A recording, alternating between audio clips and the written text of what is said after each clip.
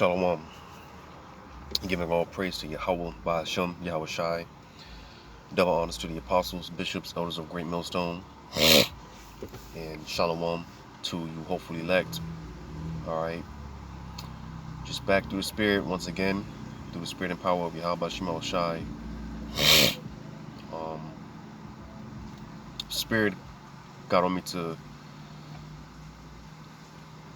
touch on this topic. The subject real quick, dealing with these. And I'm sure I'm gonna butcher it, but these Uyghur camps out there in China,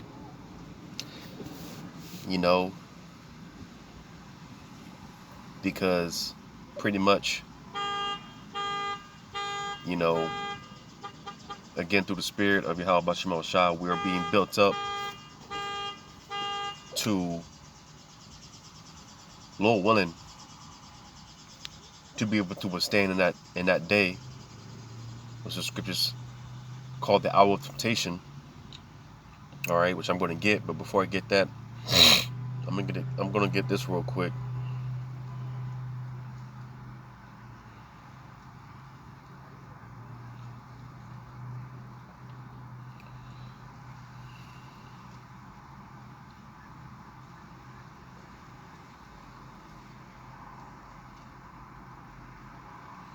In the book of Wisdom of Solomon, chapter 8, I just pretty much, I brought this out the other day, but the Spirit wants us to come out again, because again, it's going to take a certain mindset, again, to be able to withstand in that day. Again, that time known as the hour of temptation, where and when our faith is going to be put to the ultimate test. All right. And like the scriptures say, enduring until the end, because it's going to be a fight until the very bitter end. All right, to the point where even some of the elect are going to get martyred.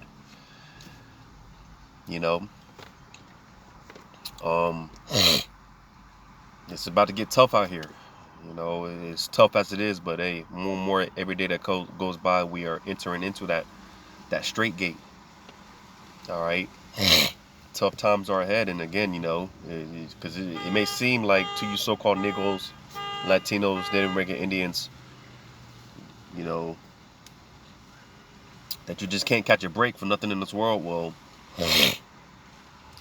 again, you could very well be of the elect, and if that's the case, well, the Lord is building you up to be able to withstand in that day.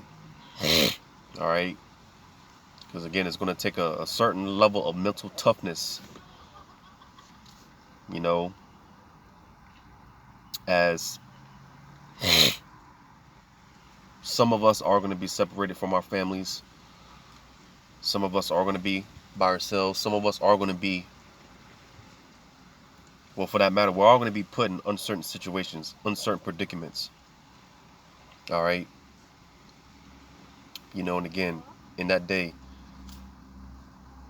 that's when and where our faith is going to be put to the max. So, before I ramble on, let me get this in Wisdom of Solomon 8 and 7. It says, "And if a man love righteousness, her labors are virtues, for she teaches temperance and prudence, justice and fortitude, which are such things as men can have nothing more profitable in their life." Because, hey, the application of wisdom is, while you got this guy, General Yohana, talking about, in not so many words, roughly paraphrasing, applying wisdom is for cowards.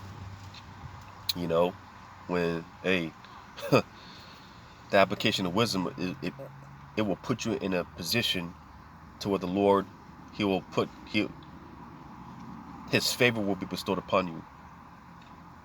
All right. And that's what we are learning. Again, like I said, the Lord, it just seems like you can't catch a break. You know, it's just constantly one thing after another. Well, again, the Lord, He's building a certain level of resistance within us to have this fortitude. All right, because that was the point I wanted to get here in Wisdom of Solomon 8 and 7. Again, it says, and if a man love righteousness, her labors are virtues, for she teacheth temperance. All right, because again, we're going to be put in uncertain situations.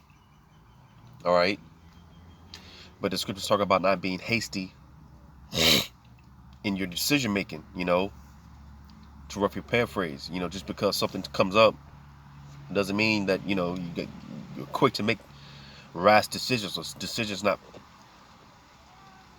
that's not going to be for your best of interests. All right, so we're learning to be patient. All right, it says in prudence, you know, again, the application of wisdom. It's in certain situations, you know, the flesh wants to react one way, but this is when the spirit, we're learning to trust the spirit and let the spirit work. Let the spirit talk. Listen to that. That's what we're learning to listen to the spirit. Because while everyone else is going left, right, the elect, like it tells you in 2 Ezra 16, man, the spirit of the Lord is going to be a guide unto them. All right. It says justice and fortitude. You see, so that mental fortification. All right, that mental toughness to again withstand what's coming in that day. Because if anyone is telling you that it's going to get easy, then you need to run from them, or you better run. Because again, it's not by a long shot. It's not going to get any easier out here, man. It's only going to get tougher. You know, but the elect are going to be able to withstand in that day, man. All right, but nevertheless, like I said, through the spirit. Because I touched on this over a year ago, maybe a year and a half, 2 years ago, dealing with these Uyghur camps, which is basically there's a certain sect out there in China where, you know, they're gathering all these, because, you know, over there in China, you know, is pretty much a communist, you know, society, and you know, if you're not down with the program, then you're basically an enemy to the state. And you see, like I said, all that to say, because this is what's coming here to America, man, real soon. All right, this is coming to America real soon. You know, if you don't get down with the one world program, then you're going to be X'd out of society. You're going to be deemed an enemy to the state, right? You know, you won't be able to buy and sell, because ultimately you're going to have to take that C-hip, that Revelation 13, 16, and 17. All right. But going back to it about how there's a certain sect out there, a certain place in China where, you know, they're gathering up all these so-called Chinese that are, I believe they're Muslims. All right, and basically locking them up. Now they try to downplay these Uyghur camps, and you know, because the cover story is they are what do you call it, educational centers. All right, these educational centers to re-educate these Uyghurs. All right, which, me personally speaking as a man, I think a lot of them are Jake over there, you know, that are getting locked up. All right, but you know, there's been reports over the years, the past 3, 4, 5 years, of you know certain things, what's really been going on down there. Because like I said, they're trying to downplay all these reports that have been coming out, what's going on behind closed doors. Because again, you know, people are getting snatched up to never be heard of again. All right, people are getting tortured And again, it's all alleged. All right, it's all alleged. But there's been all type of reports, videos that leaked, people sneaking in, and of what's going on in these camps. All right. But again, man, this is something that we're gonna have to have the mental fortitude, because like I said, some of us are gonna be separated from our families. I was watching this movie, the last Fast and Furious movie that just came out. And not to spoil too much, but basically they had one of the characters in the movie, basically locked them up in a what do you call, a black site, right? Which is basically a prison that's pretty much like a prison that's off the books, off the record, off the grid, so to say. And that's going to be be the case for some of us.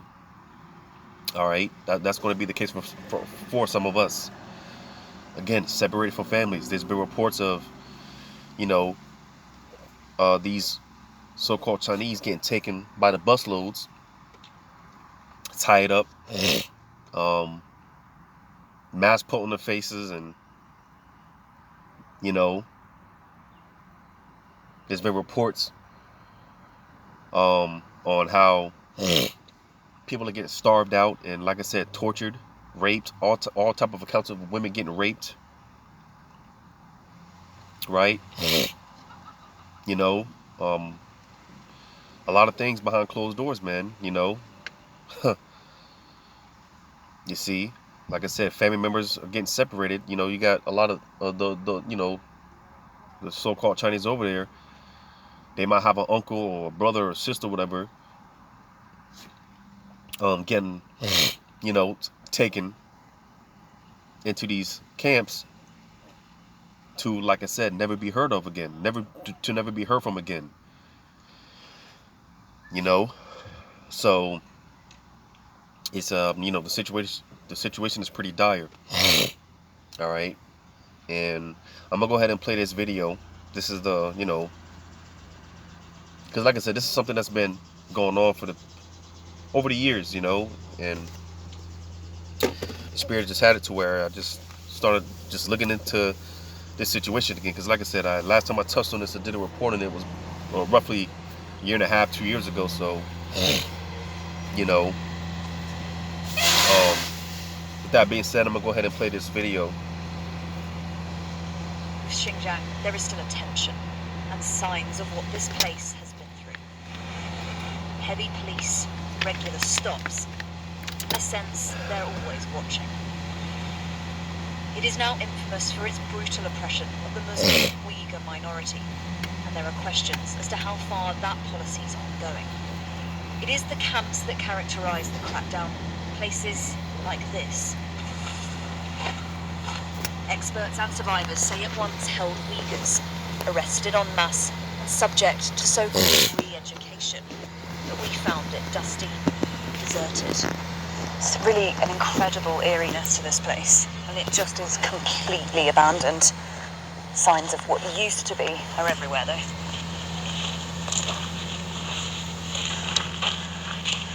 Around the front, one building cordoned off from the rest appeared to be acting as temporary housing. And some of the buildings over there, are they empty? I don't know, this man says. There were people here when I first arrived. That ominous looking camp was built where we had beautiful dreams as children. It's unbearable, it's unthinkable. This place is haunting for Mehmetian. He knows his brother Emetian was held here. It might be closed, but his brother is not free. After 2 years here without charge, a police officer told him what happened next. And according to the police officer, he said that my brother had a sensitive book which was banned by the government. Impromptu kind of court hearing was held in the camp, and he was sentenced to 14 years. China says anyone held for re-education has now graduated. Over 90% of the re-education camps we visited were visibly no longer being used for this purpose. Most now appear to be schools. the reality may be far more complex.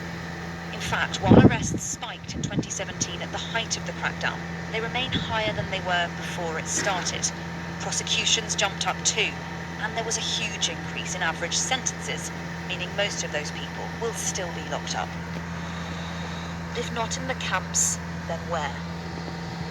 What we're now doing is taking a trip further outside the city centre, because what we've heard is that the camps that are further out are more likely to be still used for that purpose, and that's also where some of the larger prisons are that we think in some cases might have been expanded.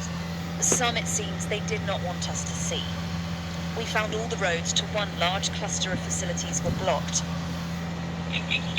Those we did reach were fearsome, 8 in total, all clearly operational. Satellite views some have recently expanded. In 2018, towards the end of the crackdown, this site hadn't even been started. Watchtowers added just recently. And here too, a prison right next to a re-education camp extended, while the camp part had its walls and watchtowers removed. The initial wave of arrests might have passed, but the fear they've wrought has not. This woman is one of the very rare few to have escaped within the last 2 years. Even from a place of safety, she is visibly terrified. It's all lies. Most people are still inside. Although it looks as if everything's normal, people who were deemed a bit problematic are taken always, and no one knows where they've been taken to. They don't say anything about what happened to them when they were inside, but it's obvious that they've experienced extreme horror. In response to our story, China's foreign ministry said allegations of the camps are sheer lies, and that vocational schools help people break away from terrorist and extremist ideas. Everyone has now graduated.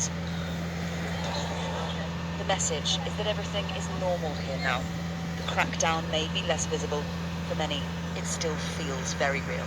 Helen Ann Smith, Sky News in Xinjiang. So that was just pretty much like a general outlook of these Uyghur camps. And like I said, of course they're going to try to downplay and say, well, they're just re-educational centers and, vocational centers. But again, the reports that are coming out, man, people are getting snatched up for petty things, Like you heard in the video, one cat got locked up for reading a book that was banned, because again, remember, this is a communist-based society, so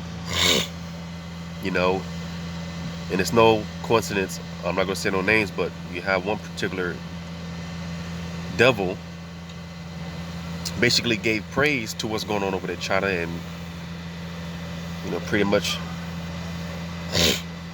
mentioned how they talked about how, hey, China is the model for what they want to do, what the plans of these elites, what they want to do.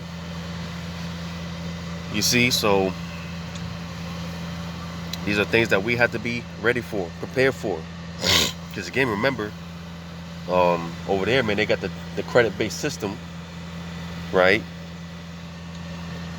In which, like I said, any little thing that the government doesn't agree with, then hey, you could be locked out of the system. You could be deemed an enemy to the state or whatever. So this is the blueprint for what we're going to start seeing here in America, man. All right, and again, this is why we're going to have that mental fortitude. All right, I'm gonna get this.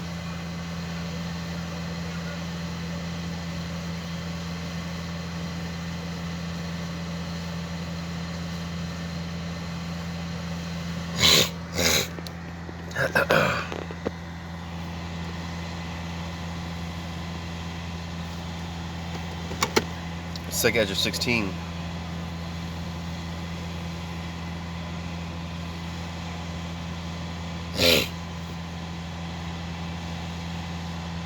Sega Edge 16 to 68.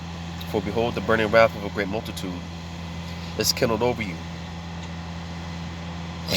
and they shall take away certain of you, and feed you being idle with things offered unto idols. All right. So ultimately,